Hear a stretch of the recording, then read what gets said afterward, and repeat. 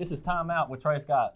Today I got with me DORY HINES, former Kinston point guard, two-time state champion, also Mount Olive's career assist holder, 4-year starter at Mount Olive as point guard, and also 4-year captain at Mount Olive. DORY, thank you for joining us. Thank you for having me. Yes, sir. Thank you for having me. I'm going to get more into your background. As a player, you averaged 9 points, 7 rebounds, 6 assists. It's going to take a while. Hold on. 68 victories, 622 career assists. Still holds the program's single game record for assists with 16. I mean, you killed it at Mount Olive. You're a legend there. And then now you're going back. This is your first year as the head coach at Mount Olive. Now you're going back leading the program. How do you feel about that? You know, that's where you put 4 years in. That's where you hold records. You know, you put in your work there, and now you're leading that program. I feel good about it. Being home, somewhere I graduated from, and a university that I know a lot about as far as the basketball perspective and the academic perspective and life outside of basketball, about the community of Mount Olive and how supportive they've been of having an alumni back, and our athletic director Joey Higginbotham, which is my old basketball coach, how important he is to the university and the community and everything, and he's welcomed me with open arms and gave me a great opportunity. And let's talk more about Coach Joey. How much of a mentor and help has he been? I know he's the AD, so I know he's got a lot on his plate. But how often do you go to him for advice, or how often does he step in to say, "Hey, Coach, you're doing well," or give you some advice? We talk every day. He usually don't say anything unless I ask. He just kind of trying to let me grow a little bit, which is a good thing. But if I go by and ask him, he'll give me opinions and stuff like that. So he's been very good. He's been very good of not stepping on my toes, but also being there for me when I need it. That's great. Everybody needs that type of support. Let's dive into the season this year. Right now, you're 2-8, but you got 5 out of 8 losses were by 5 points or less, and all 8 losses were single digits. What's been going on? I know it's your first year. Like I said, a bunch of tough losses, but you're right there in every game. Yes, we've been there in every game. We 2-8.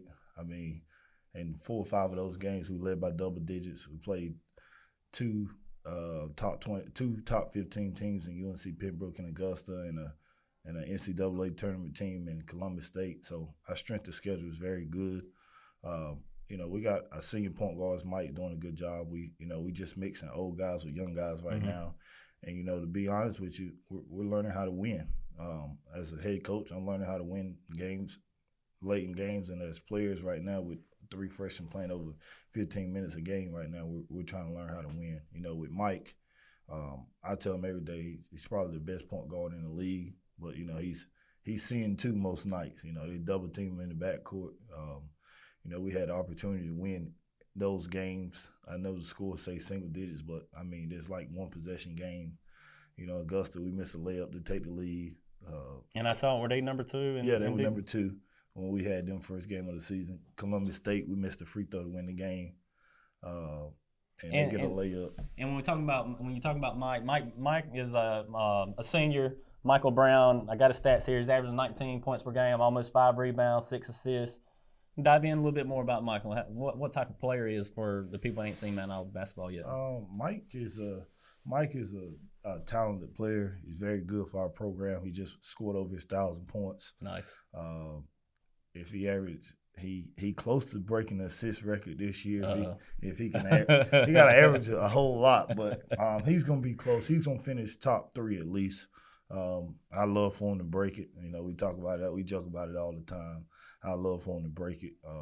He's having to do a little bit more scoring this year than he's have done in the past, which is fine. But he's just a great leader for our program. He stay on our guys. Our guys respect him. He's great in the locker room, and he's a coach's dream. We're losing him. It's that's gonna be tough for our program. He just means so much to us. The biggest thing with Mike is he getting better every day. He works at it. And he's going to graduate at the end of the year. So, I tell our guys all the time that, it's about books and balls. So, that's right. At the end of the day, him being able to graduate at the end of the year is very important to our program. I can't remember who told me this, but somebody told me a long time. We were talking about Kinston High point guards, and somebody told me, if you got Dory's the guy that wants to win. He's going to find a way for your team to win. And now with you being the coaching and you're losing these tough games real close, I know you're a competitor. I know you've been a competitor your whole life. You've been a quarterback. You've been a point guard. You've always been a leader. On a personal level, how hard is it losing them tough games? It's been very tough. People ask me all the time how I have a lot of coaches that I talk to, and they just ask me how that seat. I said that seat's a lot different, 6 inches over, because the first assistant, you kind of sitting right next to the guy. Mm-hmm. It's tough. I've been doing a lot of digging. I've been watching a lot of our games, and we come out and every game, it's not the first 8 minutes. I'm not worried about it, because most of the time we're gonna throw the first punch. We're gonna mm-hmm. punch a team in the mouth. We're gonna jump on them. And we play 4-minute games and practice every day. We do situational stuff and practice every day.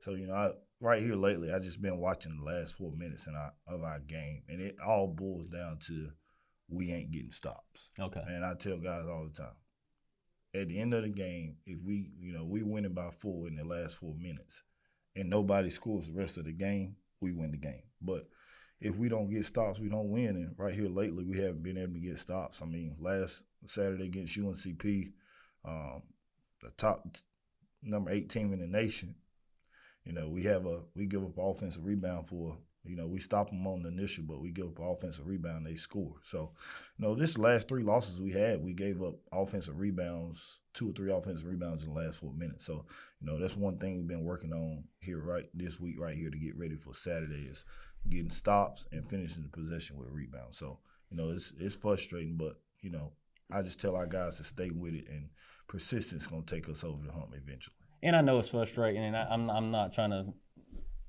down your 2-8 record, and you really answered my next question I was going to ask you was how much does it drive you to put the fire in you to find how to get that win, and you already know what you need to win. That shows me a sign of a great coach. You know what you need to get to the next level, and I'm sure you guys it's going to show very soon. Going into, let's stay on Mount Olive. How many local guys we got on the team? We got Chance Minot, he's on our team. Jordan Lynch, he's from Wilson, he's on our team. Dante Johnson, he went to Green Central, he's also on our team. So we have a couple of local guys. And a kid from Richlands, I saw. Colin Ratcliffe. I know it's not real close to us, but it's close. Yes. So starting off, walk me through your coaching career. How'd you get into coaching? Where did you start?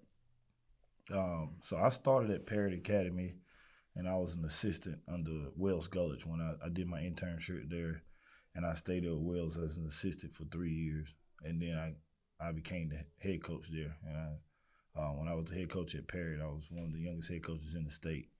And Matt Beeman and Dr. Bright gave me a great opportunity and helped me grow, and it helped me become better. It helped me learn the ins and outs, not just basketball, but life outside of basketball and academics and family stuff, and it just taught me a whole lot of stuff just outside of basketball.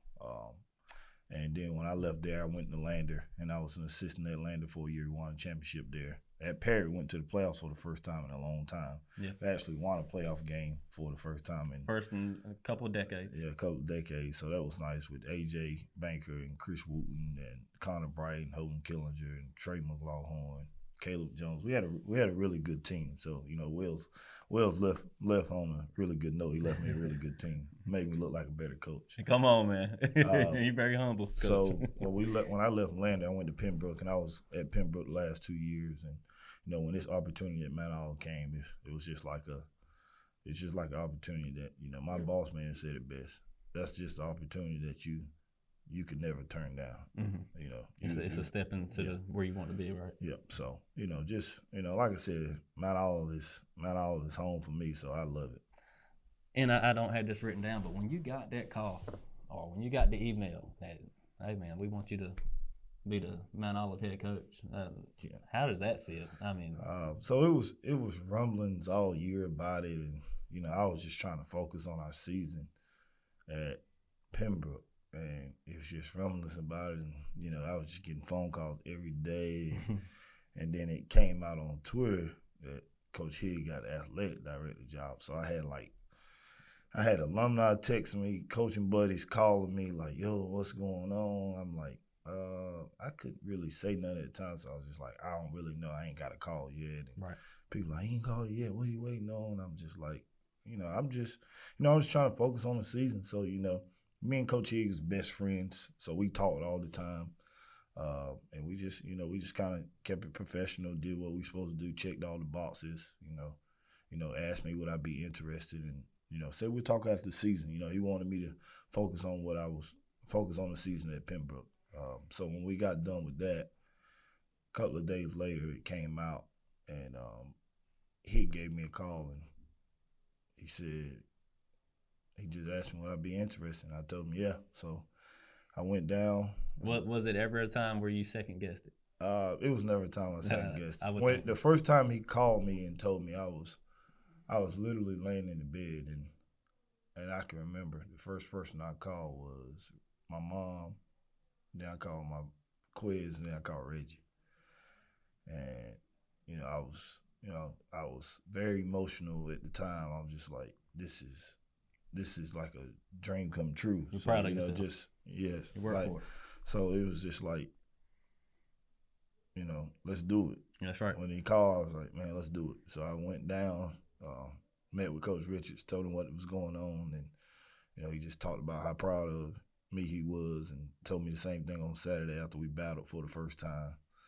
And just when I went down, when I got on campus and met with Coach HIGH and Dr. Crum and Miss Cates and Miss Tina and everybody around, it just felt like it was supposed to happen. Got a chance to meet with the team and got a chance to meet with those guys. So, it was a very exciting time, and it still is. And I think about it every day, and I mean, I love being there, and I wouldn't change it for the world. That's awesome, man. It's awesome. Also, it's awesome that you're going in, get to put your hands on the program. You get to mold it into what you think the program should be, the standards, how the team should play, how the team should act, and the goals for the team. I think that's awesome, and we wish you luck, man. We're definitely pulling for you. Yeah, I appreciate it. I don't want to talk about Mount Olive too much. Let's go back to APA right quick.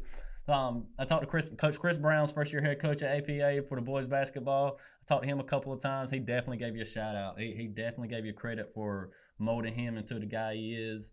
What's your relationship with Coach Brown? It's great. Me and Coach Brown played high school basketball, high school football together.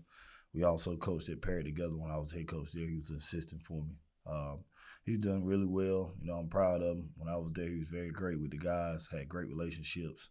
Worked his way up, and he's done a great job for Coach Beeman in football as the defensive coordinator. Yes. He's done lacrosse. He's just, he's a guy that's willing to get his hands dirty and doing things the right way. And I always tell him, man, like it's gonna pay off. And when he first got an opportunity about the job, we talked. And I said, man, you can't turn that down. It's an opportunity of a lifetime. So, I just told him to go out there and have fun. I told him like, you don't got to be the most talented team. That's fine. Most nights you probably won't be, but just make sure those guys are playing hard and having fun. If they playing hard and have fun, the rest of the stuff take care of itself, man. That's right. All right, so let's dive into something different. When we do these segments, people at home, he has to make a choice, so don't be mad when he don't choose you. But this is a Kinston High great, Kinston High legend. Like I said, 2-time state champion. Give me your starting five, all-time starting five for Kinston High. All-time starting five for Kinston High. I would probably go. The first one I'm very interested in is the point guard. I'm very, very interested in who's the starting point guard. Well, starting point guard, I think I might do that one last then. So the way basketball is today, I think I would go. I'd probably go with a little interesting lineup. I'd probably go with Bo Ingram at the 5, Reggie Bullock at the 4, Curtis Hines at the 3, Marquez Jones at the 2, and Josh Dawson at the 1. That's dope. That's dope. So, you put Dawson over yourself. I put Josh around a lot of shooters, and and live with the results. Way back high school basketball is now and stuff like that. That's the route I would go. Okay, on this next segment, it's going to be a little bit different. We're going to do a segment where you start, bench, and cut. I'm going to give you 3 guys. All of them are Kinston guys. And you got to tell me who you start, who you bench, and who you cut. And no matter what, you have to cut somebody. And everybody I named is great players, great athletes, and I wouldn't be naming if you were not. The first one is maybe the toughest one: Stackhouse, Brandon Ingram, and Reggie Bullock. And when we talk about these 3 players, I'm talking about what they did at Kinston High and how they perform at Kinston High. Jerry Stackhouse, Brandon Ingram, Reggie Bullock. Start, bench, and cut. What you got? Well, I'll probably start Reggie Bullock. I played with him. I knew every night what we was getting from him. No matter who we played, no matter what time of the day it was, I knew what we was getting every night. And that's a guy I played with personally, so I got to see it first, single-handedly every night. I was out there in between those little 94 feet with him every night. So I'll probably start Reggie Bullock. I'll probably bench Brandon Ingram, bring him off the bench. I watch Brandon a lot. He's really good. He's getting better every day now. And then Jerry Stackhouse played with my dad, so I probably cut him because I never seen him, and that's a good reason. And he didn't finish at Kinston, so I probably cut him. That's my excuse. And I support you on your start. Reggie was the man at Kinston, and Reggie is still the man. Don't get me wrong; he is a tremendous professional. He gets the job done. If I'm not mistaken, I think he might be the only one that got Gatorade Player of the Year out of those 3 in the state of North Carolina. So nice. All right, let's go to the next one. I got forwards on this one. You mentioned one of them already, but it's three great players that came from Kinston. Start, bench, and cut. Bo Ingram, Dontrez Styles, and Corey Rouse. Oh man! So y'all keep giving me one guy that I ain't seen much, so I can use that as my excuse. So I played with Bo Ingram too. Bo's the man. Bo, he didn't get as much recognition as he deserved, but Bo was the man on the court. Yeah, so I'll probably start Bo just because I know, if you put a big on him, he's too slow. You put a guard on him, he's too small. So probably start Bo. Dontrez, I'll probably bench him, bring him off the bench. I think, I talk to Dontrez right now, just tell him, stay patient. It's going to come. This opportunity's going to come. He's a good player. He's just at a top 10 program, and it ain't easy to play there. That wouldn't be for anybody. 11, 12 guys that can be in the rotation, that are in the rotation. Yep. And then, Corey Rouse, I know he was a good player. I don't know much about him, so I probably would cut him. Yeah, I made it too easy for you. All right, here's our next one. You can't say this about Jeremy. I know you've seen Jeremy. I've seen Jeremy a lot. I've seen Jeremy and Corey together, but I know Jeremy a little bit better. Yeah, your Jeremy was definitely more splashy. He definitely caught your eye. Start, bench, or cut. Jeremy Ingram, DORY HINES, Josh Dawson. Okay. I would probably start Josh Dawson just because every team starts with a point guard. So I probably would start Josh Dawson. I probably would bench Jeremy Ingram, just bring him off the bench. I know Jeremy's went to Wake Forest and ECU and really athletic, great basketball player, could shoot it. Didn't have a lot of weaknesses, and then I probably cut myself. Well, you're a humble coach. Even when you were talking about yourself and coaching, you're so humble. I love it. All right, this last one, I'm including yourself again, but this is a family affair. We got DORY HINES, Tigger, which is your little brother, if I don't know Tigger, and Newtsy, which is Curtis Hines. Start, bench, or cut? I'll probably start Tigger. And I'll probably start Tigger. He can be the anchor to a team defense. I'll probably bring Newtsy off the bench. He can bring a shooter off the bench. I'll probably cut myself again, make that real easy. So how was it growing up in a basketball family? Or sports family, because y'all are definitely athletes, not just basketball. Yeah, it was fun. We just, we all played football. Newtsy didn't play in high school. Me and Tigger still did. Just a lot of competitive stuff, man. Playing in the backyard. Just every day, like something to do with sports. We leaving middle school, running down to the gym at Holloway. It was just everything was just so competitive. Mm-hmm. Like no matter what we did, we was trying to compete. We could be playing Uno. We trying to compete. We trying to not let the other guy win. And I think that just made us grow stronger and just being so competitive in life and anything you do is, that our family was just always about not just sports, but just being competitive and being strong and being tough-minded. So, And I actually forgot Tigger played football, but I watched him, and him on the defensive line was crazy. Yeah. I watched him jump up from the defensive line and just snag a quick slant out of the air. Yeah. He was a very good football player, very, very good football player. And one thing I like mentioning on my show is, who were some of the guys that helped you growing up? Who was somebody in the community? And I'm not talking about high school. I'm not talking about your high school coaches. I'm talking about 8th grade and lower. And who's the guys that helped mold you into you are besides your parents and your brothers? You got Hubert Quinley, Larry Powell, Darryl Wise, Reggie Clark, Nick Harvey, Jay Wilson. When, this Coach Tender was our middle school coach.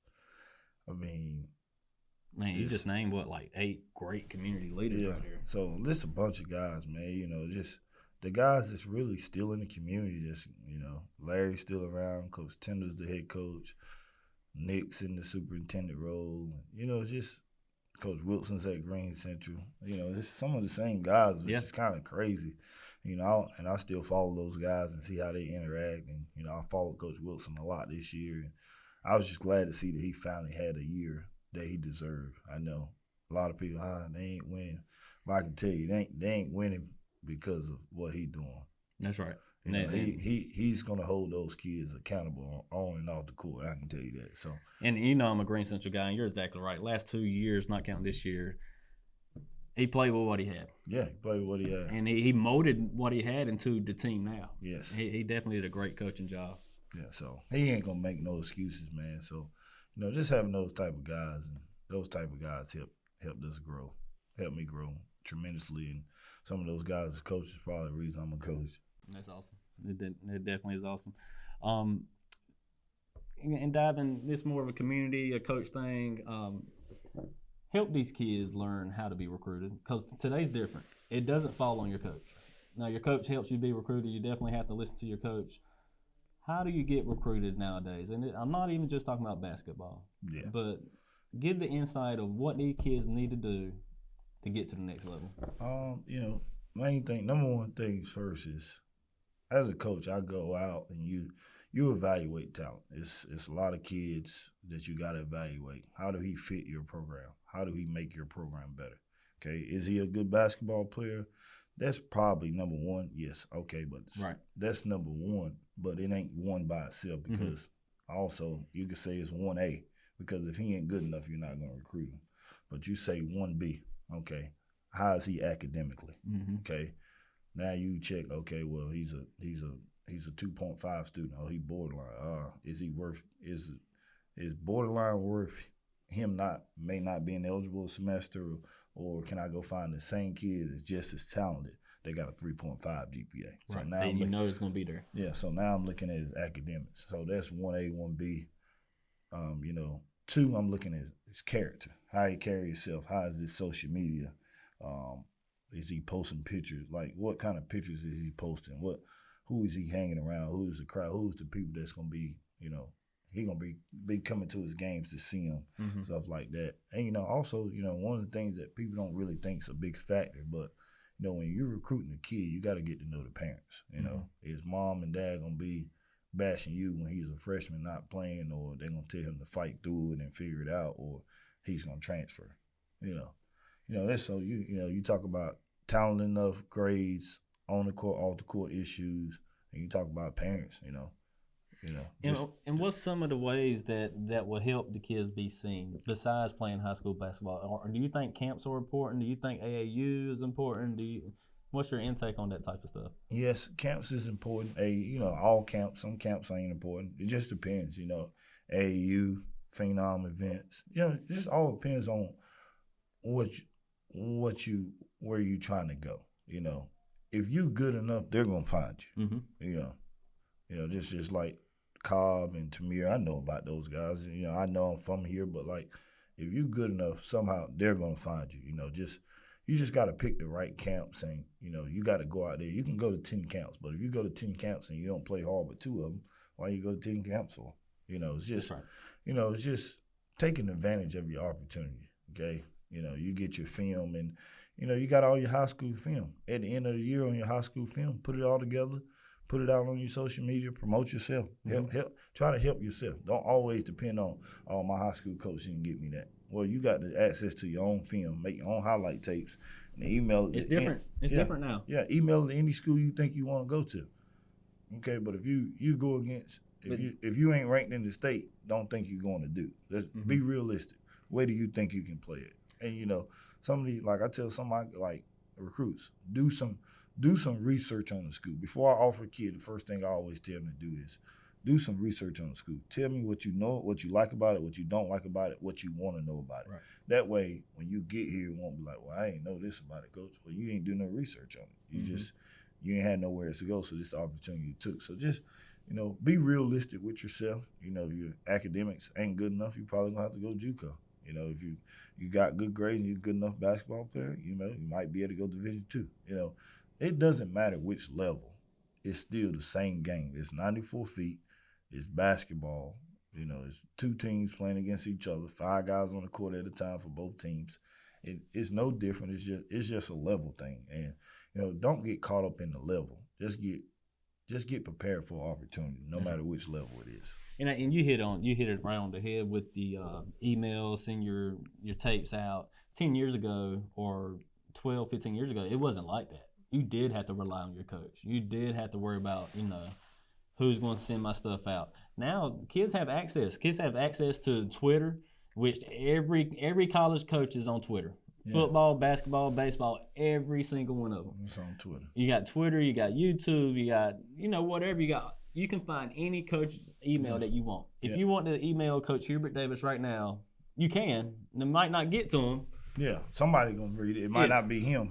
At that level, those head coaches ain't reading. Now, at our level, I'll read some of them. So, but that just shows you that you're available. Yeah, I'm available. So it's just, and then you got all these guys that's down on the floor, the media outlets. All these guys, the camera guy. Okay, well, mom and dad, instead of buying me a $200 pair of shoes, can you get this guy down here? Can I pay him $65 to take pictures and to do a video of me this games and the next 3 games, so I can put a highlight tape together and promote myself? And they're there every game. Yeah. So, and mom and dad, instead of buying me $200 shoes for Christmas, that's what I want for Christmas. I want somebody on the media outlet to promote me. Because those guys. I mean, the media has changed the game, and it's not. I ain't gonna say it's a good thing or a bad thing, but use your resources. If that's what you want to do, like if you want to go to the next level. I mean, I see highlight tapes every day. I mean, that's the question I was going to ask next. How much do you look into social media when you're looking for a recruit or in your recruiting process? I normally go see a guy. Social media helps you. Okay, so let's just say Tamir Moore. Say he posts a video. Okay, he had 28. He showed the video, and boom, coach. I tell one of my assistants, hey, go check him out. He go checks him out, and he said, all right, coach, he either good enough or he ain't good enough. All right, so he said, coach, he good enough, you need to go check him out. I always send my assistant out first, because my assistant, that's how they learn and grow. Because if I go out and say it, not my assistant, but most assistants, if the head coach like him, I like him. Nah, I don't like it, yes, man. So my assistant, I always send them out to go see a guy first, and then they tell me what they like, or, coach, you need to check him out. Yeah, we need it. He can help us.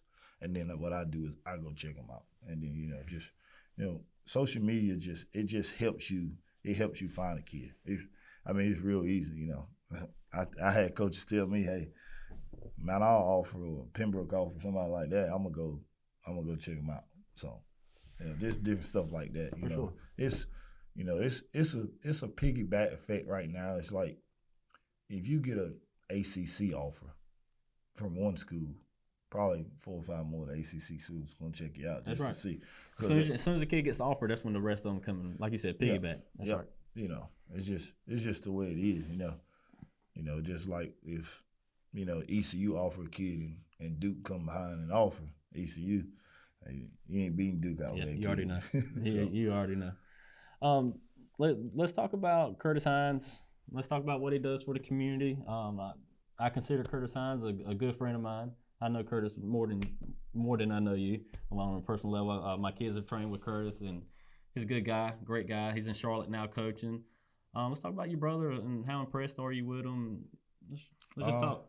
He's doing well, man. I love it, man. You know, crazy thing is, me and him talking. I said, man, you should just start training kids. He's like, really? You think I can do it? I was like, man, you'll kill it. And he's killed. And he loves it, man. He got a different type passion for it, and Trey is, for example, man. I remember the first time I seen him, he showed me a video like, "Dude, he gonna be good." And I was like, man, he can't walk and chew gum at the same time. That's what you talking about.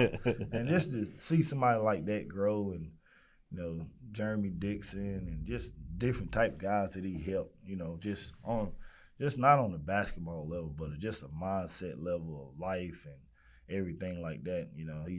He does really well with the kids. He's working out Marquez Jones, which is one of our best friends. He's working out his son, and Marquez and he and Charlotte and Quez just like, it's crazy how much better he got since he been working with Nusi. So he's a grinder, man. Yeah, he loves it, man. He passionate about it.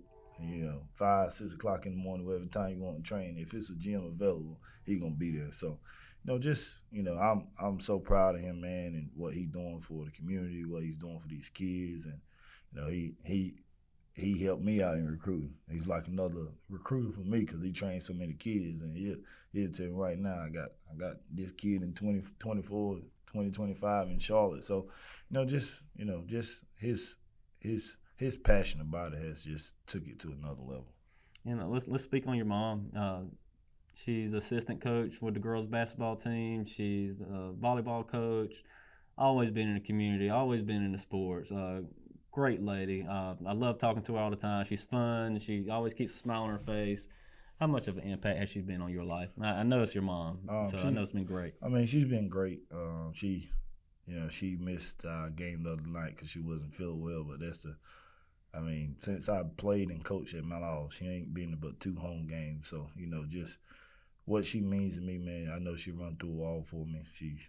She's keeping me level-headed right now with us losing. She knows that's been an adjustment for me. So her impact is just it's really hard to explain. It's every day she's impacting me, even if I don't talk to her or whatever.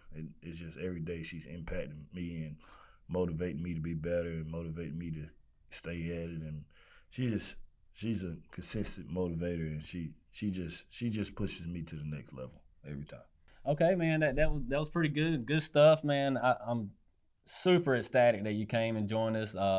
We're pulling for you. Look, tough times don't last. I know Mount Olive is going to shoot through it very soon. Like I said, all single-digit losses. Keep going at it, Coach. I know you know what it takes to be a winner. You are a winner. You've been a winner your whole life. And here at New Sports, we're pulling for you. And keep up the good work. And thanks for coming, man. All right. Appreciate y'all having me.